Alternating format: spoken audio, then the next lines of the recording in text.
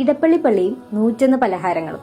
ഇടപ്പള്ളിയിൽ കൂടെ പോകുന്ന ഏതൊരാളും ഒരു തവണയെങ്കിലും നോക്കി പോകുന്ന ഒരു പള്ളിയാണ് വിശുദ്ധ ഗീവർഗീസ് പുണ്യാളന്റെ ഈ പള്ളി, ഇടപ്പള്ളിക്കാരുടെ സ്വന്തം ഇടപ്പള്ളി പള്ളി. ഏപ്രിൽ 25-നാണ് ഇവിടെ പെരുന്നാളിനോടനുബന്ധിച്ചുള്ള കൊടിയേറ്റം.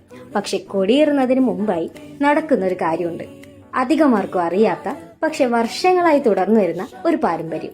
പണ്ട് രാജഭരണകാലത്ത് പെരുന്നാൾ നടത്താൻ രാജാവിന്റെ അനുമതി വേണമായിരുന്നു. അങ്ങനെ അനുമതിക്കായി ജനങ്ങൾ 101 പലഹാരങ്ങൾ കൊണ്ടുവന്ന് രാജാവിന് സമർപ്പിക്കുമായിരുന്നു. അങ്ങനെ രാജാവ് പെരുന്നാൾ നടത്താൻ അനുമതി നൽകും. പിന്നീട് മാത്രമാണ് പെരുന്നാൾ നടക്കുന്നതും കൊടിയേറുന്നതും. കാലം മാറി, രാജഭരണവും മാറി. പക്ഷെ ഇന്നും ആ ഓർമ്മ പുതുക്കാൻ വികാരിയച്ചനിൽ നിന്നും അനുവാദം ചോദിച്ചു വരുന്ന ഒരു പാരമ്പര്യമുണ്ട്.